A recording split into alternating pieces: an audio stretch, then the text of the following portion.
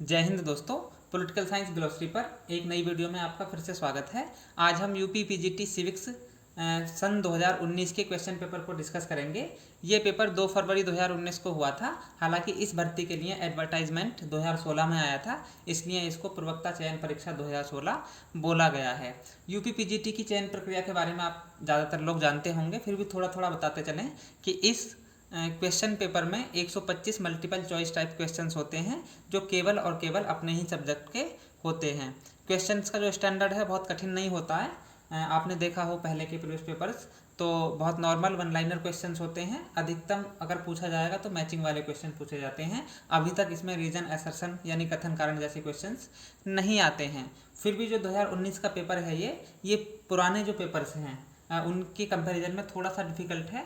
थोड़े से नए सवाल इसमें हैं, उन पर भी हम डिस्कस करेंगे।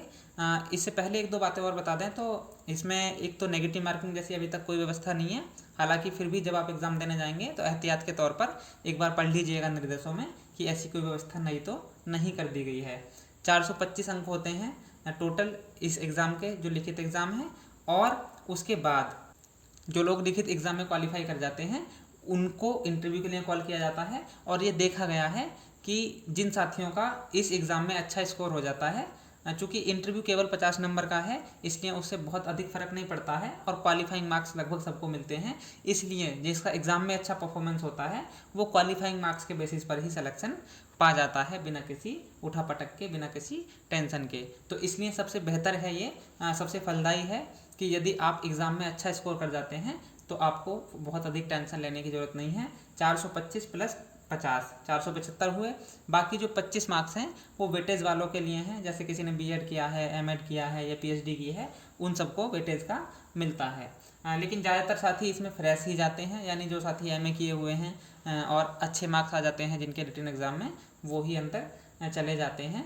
तो इसलिए जो युवा साथी हैं, नए साथी हैं, वो भी ऐसा नहीं कि पीछे हैं या वो उनके अपॉर्चुनिटीज़ कम हैं। सब साथी बराबर स्थिति में हैं। जो भी अच्छा स्कोर करेगा वो अंदर जाएगा। चलिए शुरू करते हैं क्वेश्चन नंबर 1 से। देखते हैं इसका स्टैंडर्ड क्या है क्वेश्चन पेपर का, क्योंकि ये लेटेस्ट क्वेश्चन पेपर है जो अभी हुआ था हाल ही में। अब उसके बाद केवल यही 2021 वाला एग्ज़ाम होना है। देखते हैं क्वेश्चन नंबर 1। विदेश नीति में लंबी और अल्पकालिक प्रयासों की प्रकृति का निर्धारण क्या करता है? तो इसका सही आंसर है राष्ट्रहित। संपूर्ण रूप में भी विदेश नीति को निर्धारित करने वाला सबसे महत्वपूर्ण फैक्टर होता है राष्ट्रहित, नेशनल इंटरेस्ट। राष्ट्र अपने नेशनल इंटरेस्ट की सिक्योरिटी के लिए, उसको प्रमोट करने के लिए अपनी विदेश नीति में फेरबदल भी करते रहते हैं। Question number 2। The cold war retrospect and prospects के लेखक कौन हैं? तो इसके लेखक हैं फ्रेडरिक एल शूमैन और ये किताब लिखी गई थी 1962 में। संयुक्त राष्ट्र यूएन शब्द को किसने बनाया था? तो इस शब्द को गढ़ा था रूजवेल्ट ने, जो अमेरिका के राष्ट्रपति भी रहे थे। Question number 4। किस वर्ष को सार्क में गरीबी उन्मूलन वर्ष के रूप में प्रारूपित किया गया था? तो ये 1995 का वर्ष था और इसी वर्ष भारत में दक्षेश का सम्मेलन भी हुआ था। दक्षेश की स्थापना दक्षिण एशियाई क्षेत्रीय सहयोग संगठन, इसका पूरा नाम है, इंग्लिश में बोलेंगे तो South Asian Association for Regional Cooperation, 8 दिसंबर 1985 को हुई थी। एक क्वेश्चन इस पर यह पूछा जाता है कि इसकी गठन का या स्थापना का जो विचार है वो पहली बार किसके दिमाग में आया था? तो बांग्लादेश के मुखिया थे जिया उर रहमान, उनके मस्तिष्क में पहली बार आया था कि ऐसा कोई संगठन होना चाहिए दक्षिण एशिया के देशों का। ओरिजिनली 7 सदस्य थे इसमें। अभी 2007 में अफगानिस्तान को 8वें सदस्य के रूप में शामिल कर लिया गया है और अब इसकी सदस्य संख्या 8 हो गई है। वर्तमान दशकों में चीन की विदेश नीति का केंद्रीय मार्गदर्शक सिद्धांत कौन सा रहा है? उदार दर्शन, कम्युनिस्ट दर्शन, धर्म दर्शन, लोकतांत्रिक दर्शन। तो चाइना कम्युनिस्ट फिलॉसफी पर आधारित एक राज्य व्यवस्था है, तो इसमें ऑप्शन बी सही होगा। प्रशासन का बुनियादी और आवश्यक तत्व कौन सा है? ऑप्शन सी इसमें सही है, ऑर्गेनाइजेशन। संगठन प्रशासन का बुनियादी और आवश्यक तत्व है। स्टीफन पी रॉबिन्स के अनुसार संप्रेषण में 3 प्रकार के अवरोधों में शामिल नहीं है। ऑप्शन सी सही है, तकनीकी। यानी उसने 3 प्रकार के अवरोध कौन से माने हैं? शारीरिक, व्यक्तिगत और भाषा संबंधी। शुरुआती क्वेश्चन ही थोड़े डिफिकल्ट हैं, बाकी नीचे काफ़ी आसान क्वेश्चंस भी हैं, आप लोग देखिएगा। स्वतंत्र नियामक आयोग, इंडिपेंडेंट रेगुलेटरी कमीशंस अद्वितीय नवाचार है। यानी ये कहाँ की व्यवस्था है, बेसिकली कहाँ पर शुरुआत हुई, तो ये यूएस प्रणाली की है, यानी कि ऑप्शन ए सही है। हालांकि इसमें सी दिया हुआ है, लेकिन 8वें का ए ही सही है, ऑफिशियल की में भी यही है। इन्होंने भी जो व्याख्या की हुई है उसे पढ़िए आप। स्वतंत्र नियामक आयोग अद्वितीय नवाचार यूएस प्रशासनिक प्रणाली का है। अब देखिए इसमें त्रुटि भी करते हैं, आप लोग थोड़ा सा सावधान रहिए। चयन प्रक्रिया में पहला आवश्यक कदम कौन सा होता है, तो इसमें सबसे आवश्यक कदम पहला होता है भर्ती, यानी कि क्वेश्चन नंबर 9 का ऑप्शन डी सही है। क्वेश्चन नंबर 10, निम्नलिखित में से कौन सी पद्धति नई भर्ती के सिविल सेवकों की दोष और कमियों को दूर करता है? स्थानांतरण, पदोन्नति, प्रशिक्षण और प्रेरणा। ऑप्शन सी इसमें सही है। प्रशिक्षण के माध्यम से उनकी जो क्षमताएं हैं उनको निखारा जाता है और उनको उस काम के लिए उन्मुखीकरण किया जाता है जिस काम के लिए उनको भर्ती किया गया है। ऑप्शन सी सही हुआ। आईएएस अधिकारियों के लिए लवासना में लाल बहादुर शास्त्री राष्ट्रीय प्रशासन अकादमी मसूरी में ट्रेनिंग दी जाती है। ये क्वेश्चन भी पूछा जाता है। क्वेश्चन नंबर 11, निम्नलिखित में से कौन सा पदोन्नति का सबसे पुराना सिद्धांत माना जाता है? पदोन्नति माने तो प्रमोट करना, किसी अधिकारी को एक पद से उससे उच्च वेतनमान वाले, उससे वरिष्ठ दायित्वों वाले और उससे वरिष्ठ पद पर प्रमोट करना। तो इसमें ऑप्शन ए सही है। यानी सबसे जो पुराना सिद्धांत है पदोन्नति प्रमोशन का वो वरिष्ठता आधारित है।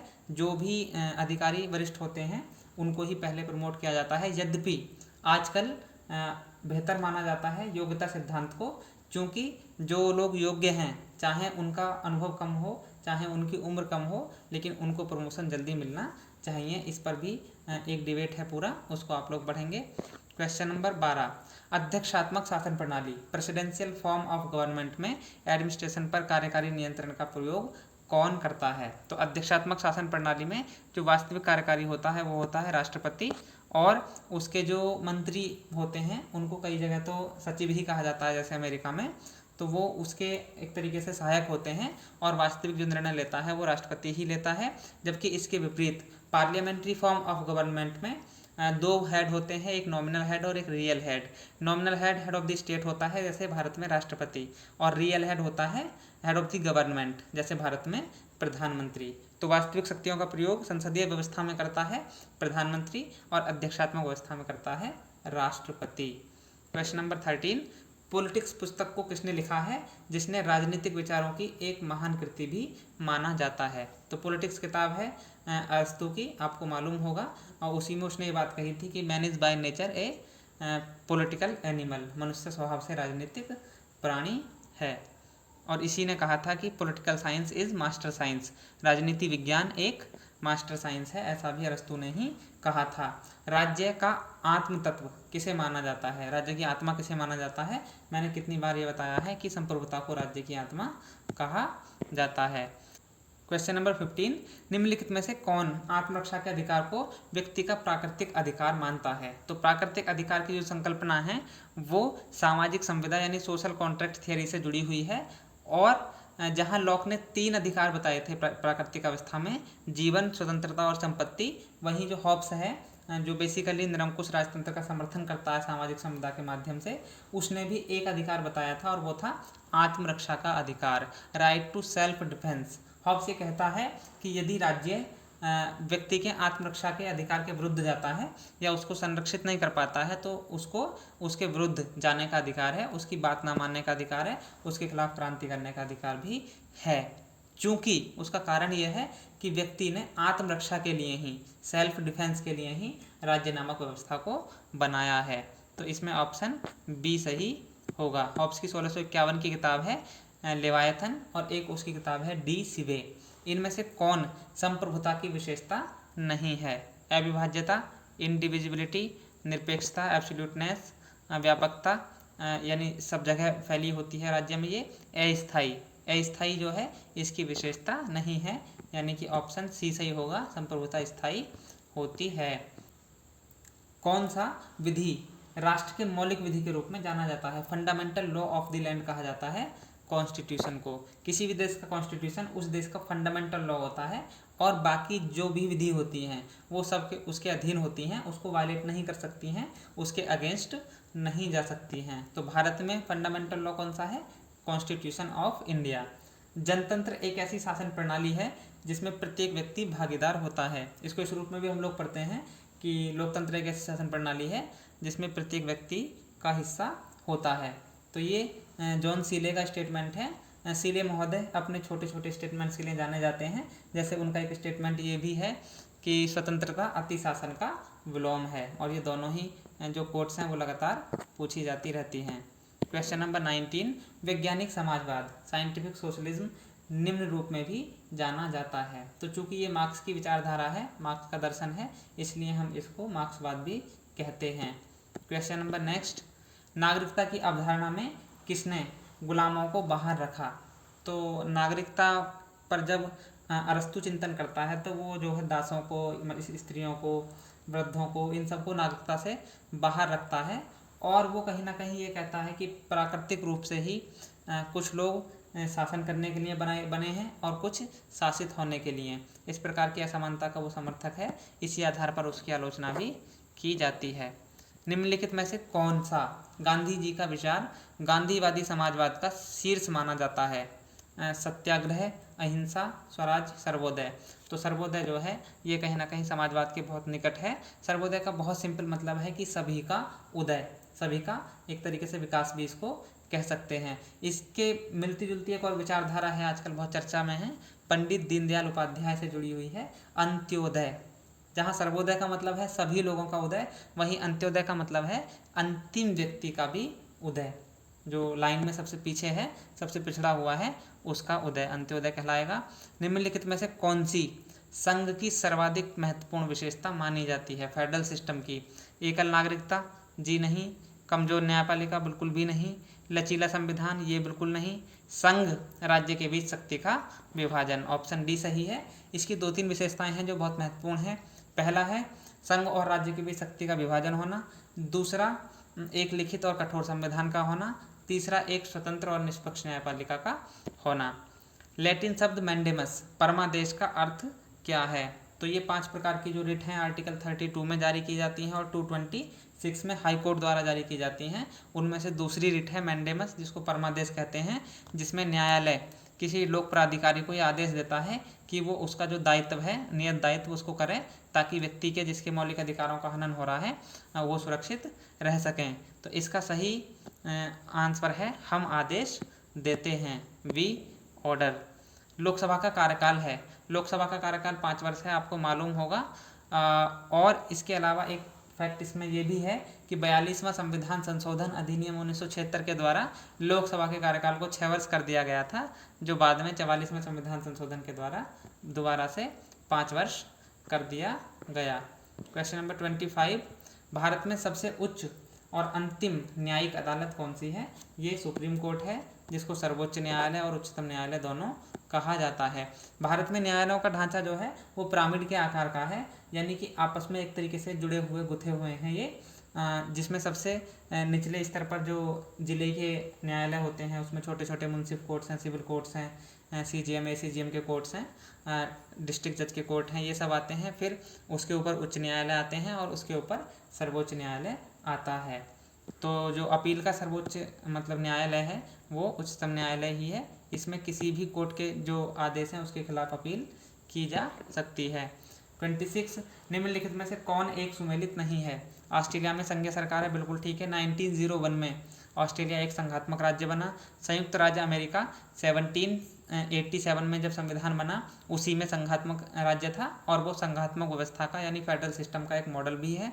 फ्रांस में एकात्मक सरकार है, ये ठीक बात है।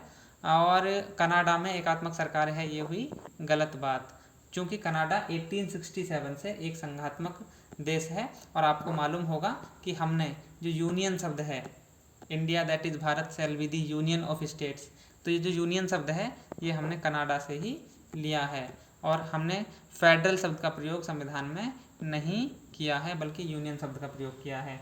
संयुक्त राज्य अमेरिका में कार्यपालिका का प्रमुख कौन होता है? तो मैंने बताया था कि वहाँ पर एक ही प्रमुख होता है और उसका नाम है राष्ट्रपति।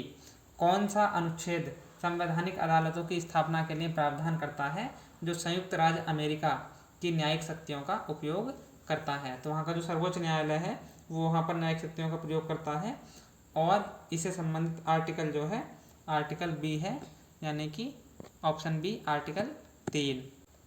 क्वेश्चन नंबर 29, निम्नलिखित में से किस आयोग ने भारत में केंद्र राज्य संबंधों का अध्ययन किया है? इसमें ऑप्शन सही है डी, ऑप्शन डी सरकारिया आयोग। इसमें 3 सदस्य थे बेसिकली। ये जस्टिस RS सरकारिया इसके अध्यक्ष थे, और शिवरमन और PC चंद्रा रेड्डी इसके 2 सदस्य थे। ठक्कर आयोग बेसिकली आपको मालूम हो कि 31 अक्टूबर 1984 को इंदिरा गांधी जो उस समय प्रधानमंत्री थी उनके ही 2 जवानों सतवंत सिंह और बेअंत सिंह द्वारा गोली मारकर हत्या कर दी गई थी। इसी की जांच के लिए ठक्कर आयोग बना था। शाह आयोग 1975 में जो आपातकाल लगा था उसकी ज्यादतियों की जांच करने के लिए बनाया था जनता सरकार ने 1977 में, जो केंद्र में पहली गैर कांग्रेसी सरकार भी थी। मंडल आयोग पिछड़े वर्गों से संबंधित है और ये इसका गठन किया गया था 1979 में। ये भी जनता सरकार ने किया था और इसने 3743 जातियों को पिछड़ी जातियां माना था। इनकी जो परसेंटेज में संख्या थी 52% थी और इसने कहा था कि इनको सरकारी नौकरियों में 27% आरक्षण दिया जाना चाहिए। 1993 में ये लागू कर दी गई थी इसकी सिफारिश और तब से OBC को 27% आरक्षण मिला हुआ है। क्वेश्चन नंबर 30, फ्रांसीसी दलों में सबसे पुराना दल जो अभी विघटित हो गया है कौन सा है? इसका सही आंसर है ऑप्शन सी रेडिकल पार्टी। वहाँ पर बहुदलीय व्यवस्था है, आप लोग जानते होंगे। यदि कोई हथियार नहीं होंगे तो कोई युद्ध भी नहीं होगा। यह धारणा किस पर आधारित है? सुरक्षा, शक्ति का संतुलन, राष्ट्रवाद, निशस्त्रीकरण। तो ऑप्शन डी इसमें सही है, ये निशस्त्रीकरण पर टिकी हुई है। क्वेश्चन नंबर 32, संयुक्त राष्ट्र के तहत सामूहिक सुरक्षा का प्रथम प्रयोग किस वर्ष में किया गया? 3 नवंबर 1950 को कोरिया युद्ध के समय शांति के लिए एकता प्रस्ताव पारित किया था संयुक्त राष्ट्र की महासभा ने। उसी को हम पहले प्रयास के रूप में देखते हैं। भारत में किस वर्ष को चीन भ्रमण वर्ष नामित किया गया? 2016 को चीन भ्रमण वर्ष नामित किया गया है। आपको ये शायद करंट अफेयर्स पढ़ने वालों को थोड़ी जानकारी होगी इसकी। क्वेश्चन नंबर 34, 7वां गुटनिरपेक्ष सम्मेलन कहाँ पर आयोजित हुआ था? ये नई दिल्ली में आयोजित हुआ था और उस समय भारत की प्रधानमंत्री थी श्रीमती गांधी।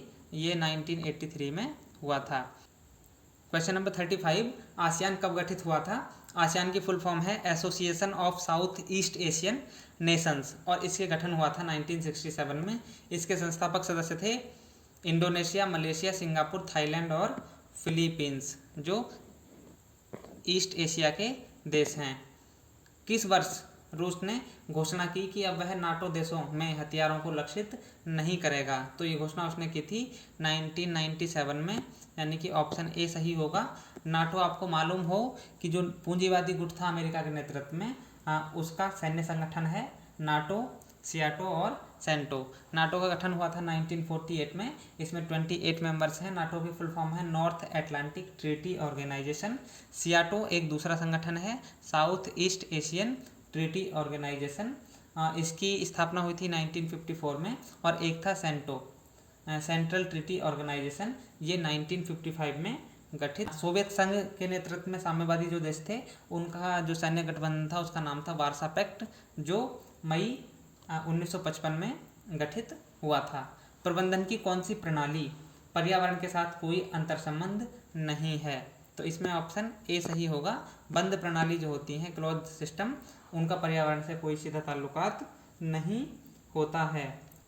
वॉटसन ने 7S संगठनात्मक ढांचे के माध्यम से प्रबंध व नेतृत्व के मध्य अंतर की व्याख्या की है। इसमें निम्न में से क्या शामिल नहीं है? तो ऑप्शन सी सही है, समर्थन इसमें शामिल नहीं है। 39, भारत में सर्वप्रथम किस राज्य ने लोकायुक्त अधिनियम को लागू किया था? तो लोकायुक्त अधिनियम को लागू किया था ओडिशा ने, लेकिन लोकायुक्त की नियुक्ति पहली बार हुई थी महाराष्ट्र में 1971 में।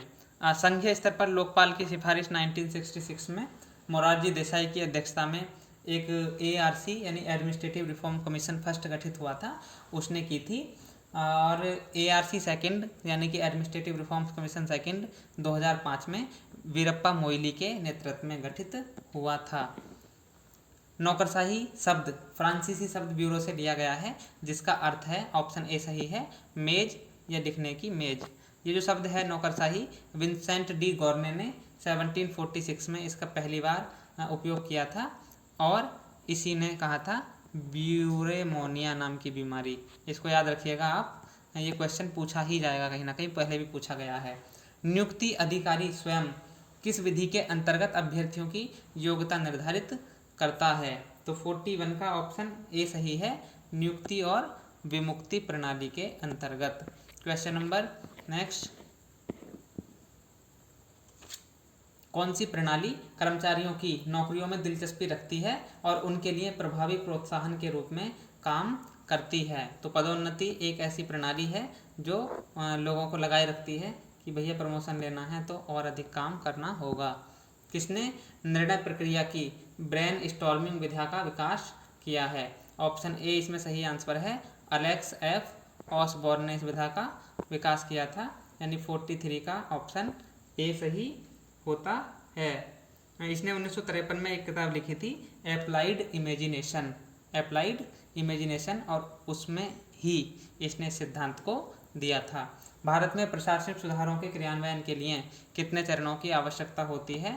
ऑप्शन बी इसमें सही है, 3 चरणों की आवश्यकता होती है। नेक्स्ट क्वेश्चन है 45, किसने कहा उन कानूनों का पालन करना जिन्हें हम स्वयं अपने लिए बनाते हैं स्वतंत्रता है? तो ऐसा रूसो ने कहा था अपने सामान्य इच्छा के सिद्धांत को प्रतिपादित करते समय।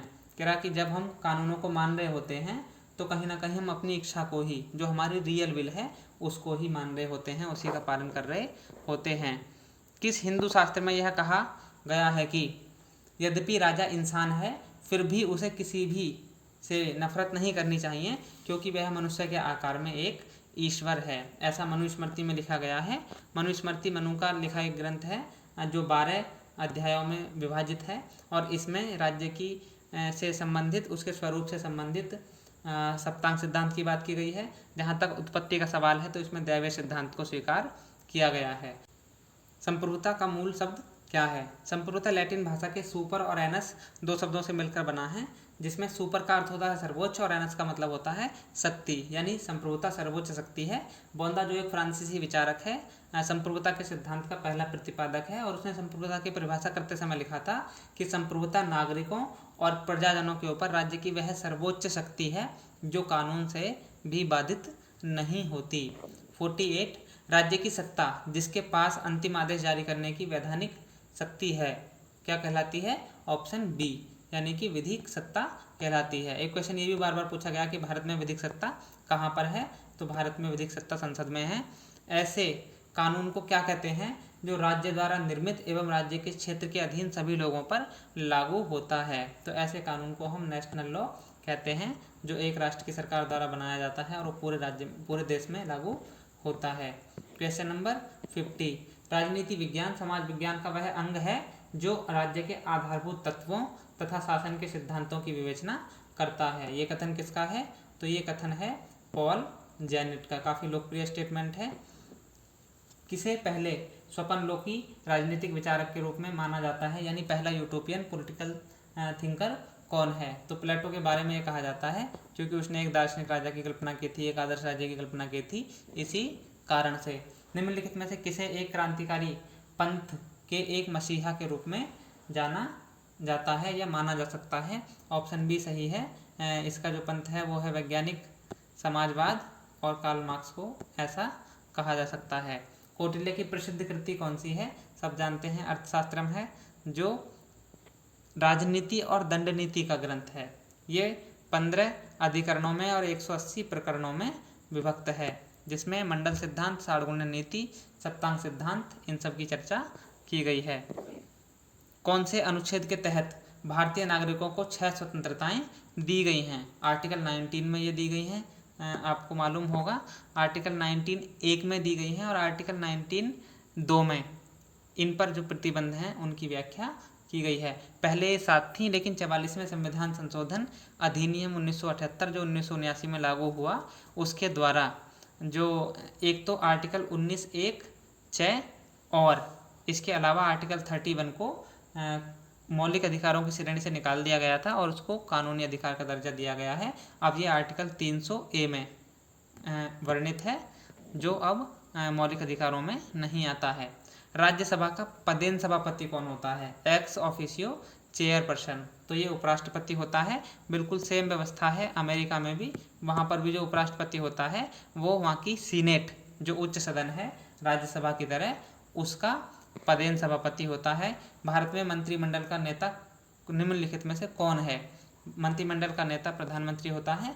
कहीं पर भी जहाँ संसदीय व्यवस्था है तो मंत्रिमंडल का नेता हमेशा प्रधानमंत्री ही होता है। लॉर्ड सभा की अध्यक्षता कौन करता है? इसको हम लॉर्ड चांसलर कहते हैं। ऑप्शन ए सही है। लॉर्ड सभा ब्रिटिश संसद का, जिसको हम संसदों की जननी भी कहते हैं, और वहाँ पर संसदीय सर्वोच्चता की स्थिति भी है, तो उसका उच्च सदन है जिसमें लॉर्ड चांसलर उसका अध्यक्षता करता है। ऑप्शन ए सही होता है। क्वेश्चन नंबर 58, निम्नलिखित में से कौन सीनेट की अध्यक्षता करने वाला पदेन अधिकारी है? हम ऊपर चर्चा कर रहे थे अभी, यानी कि उपराष्ट्रपति है। सीनेट अमेरिकी कांग्रेस का, वहाँ का जो लेजिस्लेचर है उसको कांग्रेस कहते हैं, और उसमें 2 सदन है। निम्न या लोकप्रिय सदन है प्रतिनिधि सभा, और उच्च सदन है वहाँ का ये सीनेट, जिसमें प्रत्येक राज्य से 2 सदस्य जाते हैं। अमेरिका जब बना था शुरुआत में तो उसमें 13 राज्य थे, तो 26 सदस्य सीनेट में होते थे। आजकल वहाँ पर 50 राज्य हैं, तो 100 सदस्य सीनेट में होते हैं। क्वेश्चन नंबर 59, संयुक्त राज्य अमेरिका के विदेश नीति को अंतिम रूप कौन प्रदान करता है? ऑप्शन सी सही है, राष्ट्रपति, चूँकि वही वास्तविक अध्यक्ष है वहाँ का। लेकिन एक बात और आपको जाननी चाहिए कि संयुक्त राज्य अमेरिका की जो सरकार है वो जितने भी संधि समझौते विदेशों से करती है उनको रेटिफाई कराना होता है वहाँ की सीनेट से। ये उसका विशेष अधिकार है कि वहाँ पर जो वरिष्ठ पदाधिकारियों की नियुक्ति है, एक तो उनको, और दूसरा विदेशी जो संस्थाएं हैं या तो जो देश हैं उनसे की गई संधि समझौते को रेटिफाई करना होता है सीनेट को। फ्रांसीसी संविधान का कौन सा अनुच्छेद प्रधानमंत्री को विधायिका में विधायी पहल करने का अधिकार देता है? तो ऑप्शन ए इसमें सही आंसर है, आर्टिकल नंबर 39। ये थोड़ा डिफिकल्ट क्वेश्चन है, ऐसे क्वेश्चन अक्सर कम पूछे जाते हैं। वैसे निम्नलिखित में से कौन सा एकल दल प्रणाली के लिए एक उदाहरण है? यानी सिंगल पार्टी सिस्टम कहाँ पर पाया जाता है? तो ये चीन में पाया जाता है। इंग्लैंड में द्विदलीय व्यवस्था है, अमेरिका में भी द्विदलीय व्यवस्था है, और भारत में बहुदलीय व्यवस्था है। शक्ति संतुलन व्यवस्था के संतुलन का सबसे अधिक इस्तेमाल किया जाने वाला साधन है। ऑप्शन सी सहसंबंध यानी अलायंस इसका सही आंसर है। क्वेश्चन नंबर 63, सामूहिक सुरक्षा कलेक्टिव सिक्योरिटी निम्न में से किससे अधिक व्यवस्थित है? शक्ति का संतुलन इसमें सही आंसर है, बैलेंस ऑफ पावर होगा तभी सामूहिक सुरक्षा बनी रहती है। उन लक्ष्यों और उद्देश्यों या साध्यों के बारे में दूसरों को समझाने की कला क्या है जो सुरक्षित होने के लिए वांछित हैं? तो इसको कहते हैं प्रोपागेंडा, यानी कि प्रचार और प्रसार। क्वेश्चन नंबर 64 का ऑप्शन डी सही बताया गया है। शिकागो स्कूल जिसने व्यवहारवादी आंदोलन हेतु महत्वपूर्ण भूमिका अदा की थी, इसकी स्थापना किसने की थी? चार्ल्स ई मरियम सही आंसर है। शिकागो विश्वविद्यालय के ही प्रोफेसर थे डेविड ईस्टन भी। निम्नलिखित में से कौन सा संयुक्त राष्ट्र संघ का सबसे बड़ा अंग है? तो संयुक्त राष्ट्र संघ के 6 अंग हैं, जिसमें जो जनरल असेंबली है वो सबसे बड़ा अंग है। इसके अलावा सुरक्षा परिषद, ट्रस्टीशिप काउंसिल जिसको न्यास परिषद लिखा गया है, अंतर्राष्ट्रीय न्यायालय, सचिवालय, आर्थिक एवं सामाजिक परिषद, ये 6 अंग हैं संयुक्त राष्ट्र संघ के। दक्षिण सहयोग के लिए वार्षिक संयुक्त राष्ट्र दिवस मनाया जाता है, तो डी यानी कि 12 सितंबर। क्वेश्चन नंबर 68, निम्नलिखित में से क्या मानव संबंध आंदोलन से स्वाभाविक रूप से विकसित हुआ है? ऑप्शन बी सही है, व्यवहारवादी आंदोलन, बिहेवियरल रिवोल्यूशन।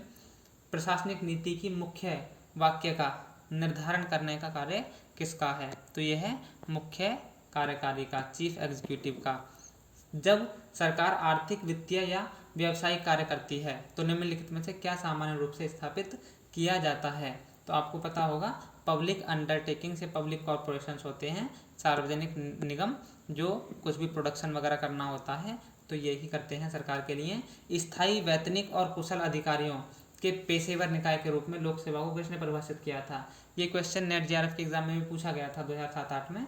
इसका सही आंसर है हरमन फाइनर। ये इनकी बहुत पॉपुलर परिभाषा है नौकरशाही की।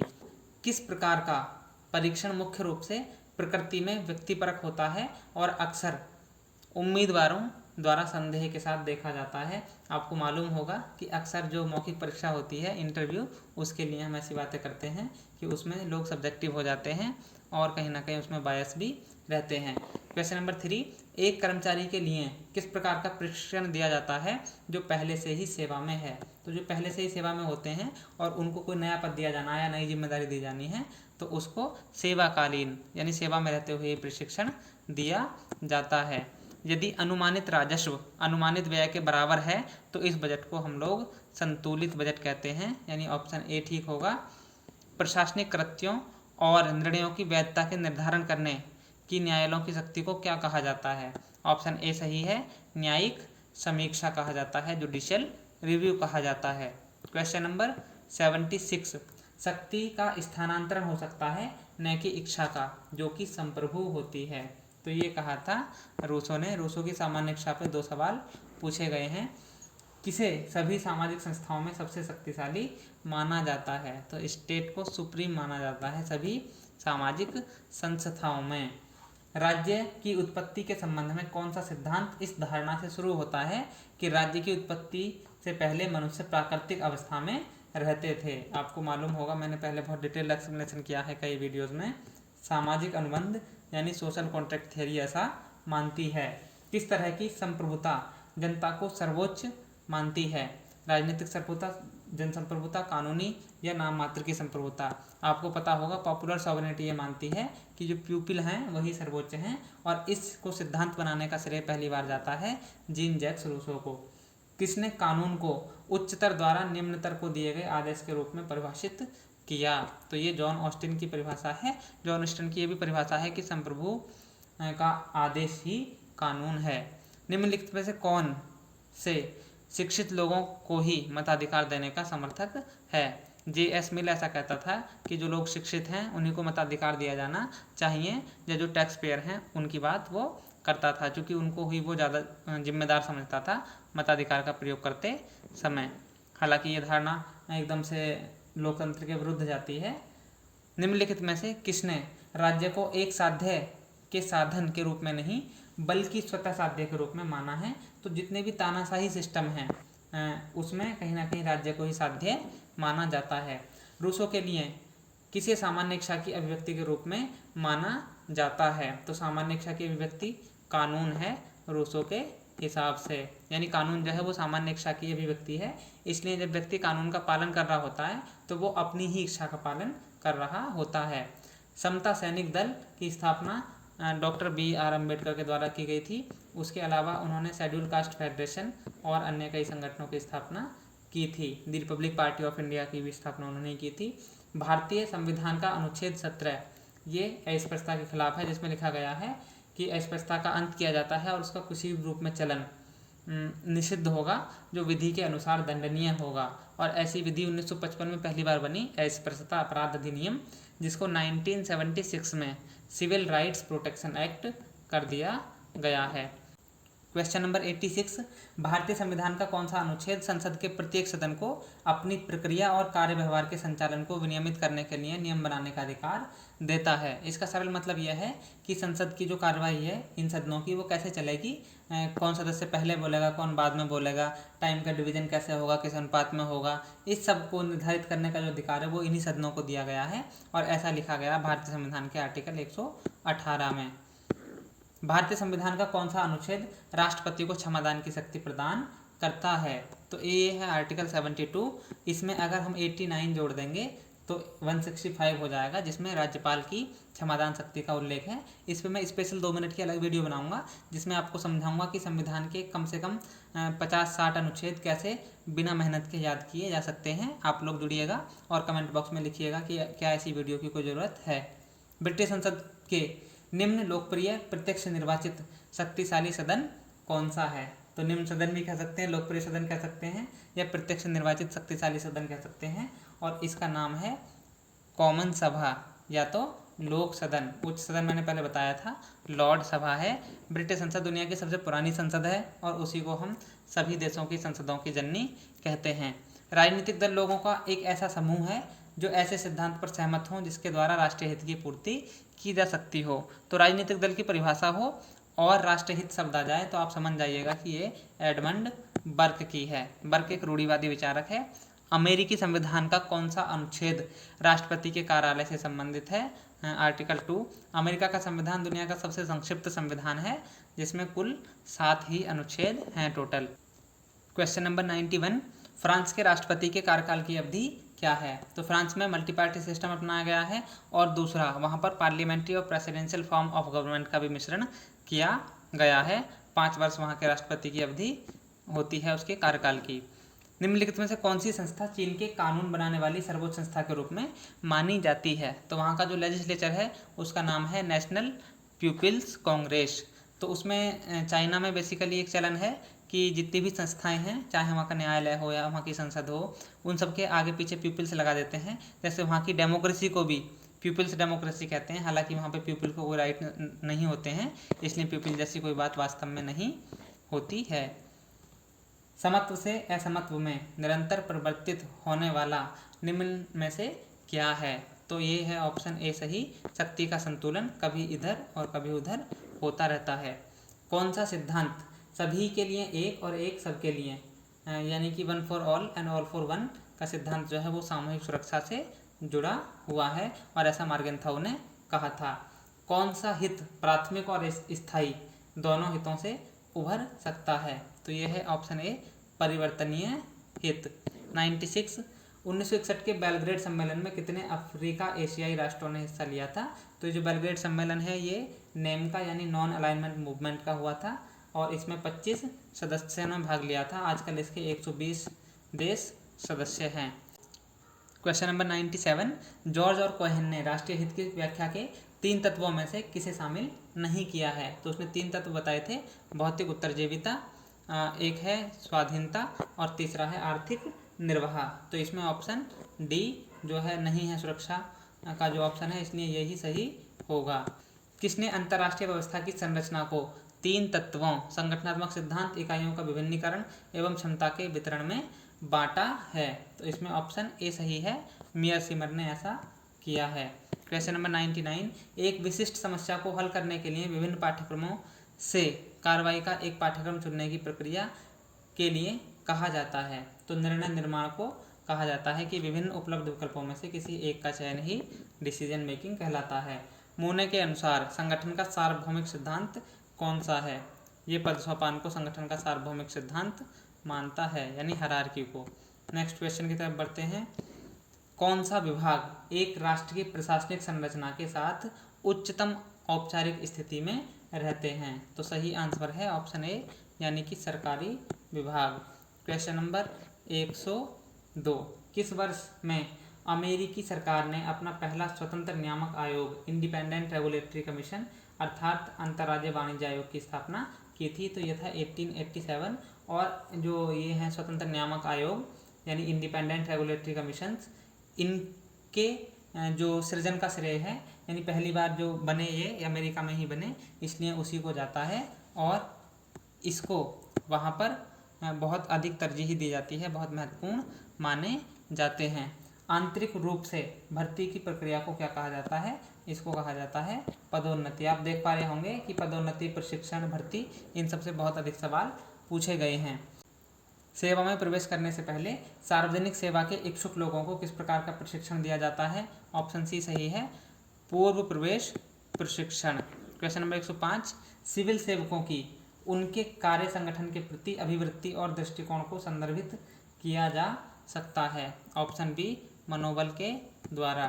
क्वेश्चन नंबर 106, प्रत्येक संसदीय प्रणाली में संसद के बैठकों में प्रश्नों के लिए अलग से समय निर्धारित किया जाता है, जिसे कहते हैं, इसको हम जो है प्रश्नोत्तर घंटा यानी कि क्वेश्चन आवर कहते हैं।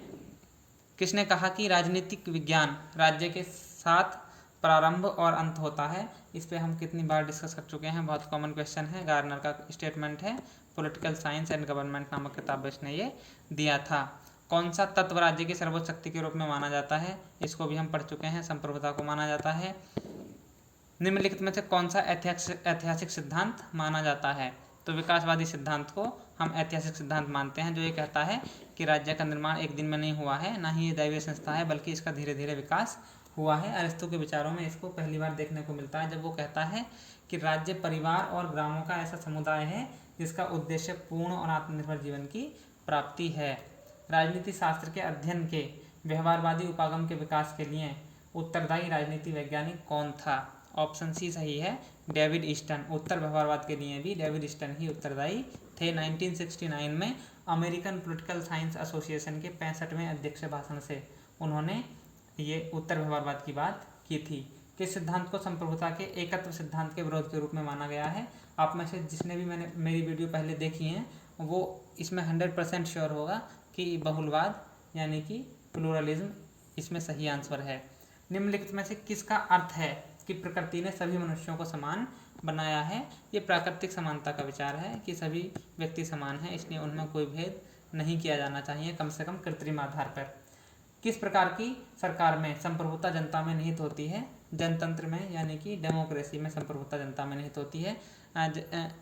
जनतंत्र जनता का, जनता के लिए जनता द्वारा शासन है, ऐसा अमेरिकी राष्ट्रपति अब्राहम लिंकन ने अमेरिकी गृह युद्ध के दौरान अपने गेटिसबर्ग भाषण में दोहराया था। हालांकि ओरिजिनली ये परिभाषा बलियन नामक एक यूनानी दार्शनिक की थी।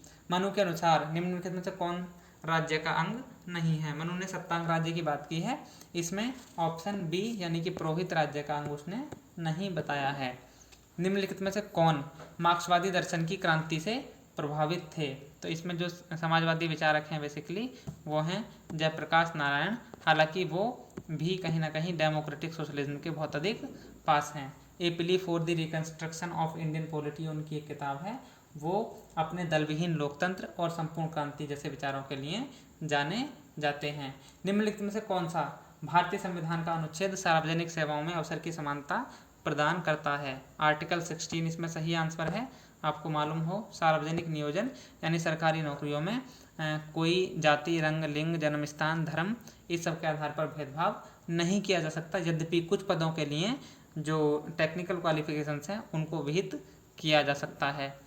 भारतीय संविधान के किस हिस्से में मौलिक कर्तव्यों को शामिल किया गया है? भारतीय संविधान के भाग 4A आर्टिकल 51A में 42वें संविधान संशोधन अधिनियम 1976 के द्वारा और ये सोवियत संघ के संविधान से प्रभावित होकर स्वर्ण सिंह समिति की सिफारिश के आधार पर जोड़े गए थे। लेकिन 86वां संविधान संशोधन अधिनियम 2002 के द्वारा एक 11वां मौलिक कर्तव्य इसमें जोड़ा गया है और जिसमें लिखा गया है कि 6 से 14 वर्ष का जो बच्चा है उसके माता पिता के द्वारा उसको शिक्षा की व्यवस्था की जाएगी और यदि कोई संरक्षक है, माता पिता नहीं है, तब भी उनके द्वारा भी ये व्यवस्था की जाएगी।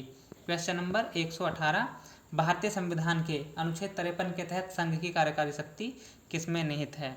तो संघ की कार्यकारी शक्ति राष्ट्रपति में निहित है। आर्टिकल 53 में लिखा गया है कि संघ की कार्यपालिका शक्ति राष्ट्रपति में निहित होगी, जिसका प्रयोग वह या तो स्वयं या अपने अधीनस्थ अधिकारियों के माध्यम से करेगा।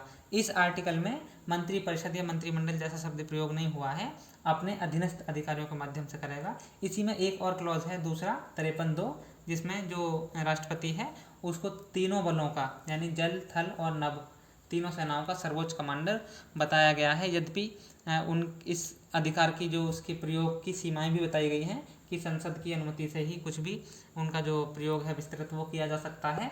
आर्टिकल 74 में लिखा गया है कि राष्ट्रपति को उसके कार्यों में सहायता और सलाह, ये क्वेश्चन पूछा जा सकता है कि सहायता शब्द और सलाह शब्द प्रयोग हुआ है या कौन सा शब्द प्रयोग हुआ है, किस क्रम में हुआ है। तो सहायता और सलाह देने के लिए एक मंत्रिपरिषद होगी जिसका प्रधान प्रधानमंत्री होगा। मूल रूप से ये लिखा गया था संविधान में, लेकिन 42वें संविधान संशोधन द्वारा क्या किया गया, उसमें लिख दिया गया कि राष्ट्रपति को ऐसी सलाह के अनुसार कार्य करना होगा, जिसमें ये देखा गया कि राष्ट्रपति एक कठपुतली बनकर रह गया, उसके पास कोई विशेष अधिकार नहीं रह गया और उसको मंत्रिपरिषद की बात मानने के लिए बाध्य कर दिया गया। फिर 44वें संविधान संशोधन द्वारा इसमें थोड़ा सा और संशोधन किया गया, जिसमें ये कहा गया कि वो एक बार जो मंत्रिपरिषद ने सलाह दी है उसको पुनर्विचार के लिए लौटा सकता है, लेकिन पुनर्विचार के बाद जो सलाह दी जाती है उसको वो मानने के लिए बाध्य होगा।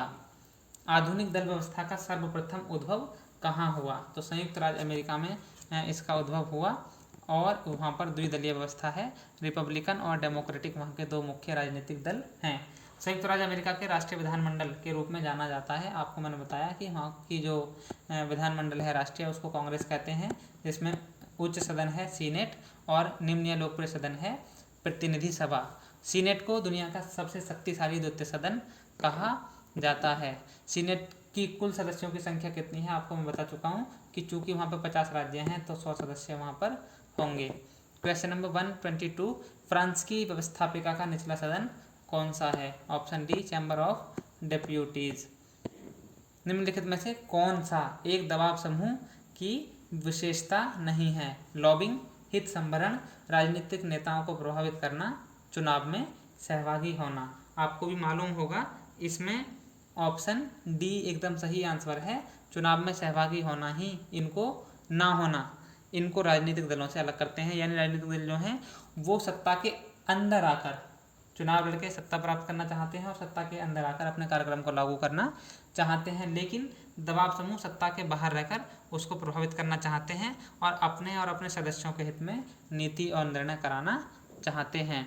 अंतर्राष्ट्रीय संबंधों में संतुलन या स्थिरता के निश्चित तत्व के रूप में शक्ति संतुलन का वर्णन किसने किया? ऑप्शन बी सही है, जॉर्ज श्वार्ज़ेनबर्गर ने ऐसा किया। क्वेश्चन नंबर 125, सत्ता के लगभग बराबर वितरण के रूप में शक्ति का संतुलन शब्द का उपयोग किसने किया था? ऑप्शन इसमें बी सही है, मार्गेनथाउ, जो कि एक यथार्थवादी विचारक हैं, रियलिस्ट थिंकर हैं, और उनकी एक किताब है 1948 की पॉलिटिक्स अमंग नेशंस। इसके अलावा डायलेमास ऑफ पॉलिटिक्स और scientific man versus power politics, ये भी उनकी किताबें हैं। मार्गेनथाउ एक यथार्थवादी विचारक हैं, केनेथ वॉल्ज नव यथार्थवादी हैं। ये था पीजीटी सिविक्स या पॉलिटिकल साइंस का क्वेश्चन पेपर 2019 का। आपको कैसा लगा ये डिस्कशन कमेंट बॉक्स में लिखना मत भूलिएगा, और चैनल को जितने भी साथी आपके संपर्क में हैं पॉलिटिकल साइंस सिविक्स के, सबके साथ शेयर कीजिएगा ताकि ये फैमिली और ज़्यादा एक्सटेंड हो सके और ज़्यादा बड़ी हो सके। मिलेंगे जल्द ही अगली वीडियो में, तब तक के लिए जय हिंद, नमस्कार, वंदे मातरम।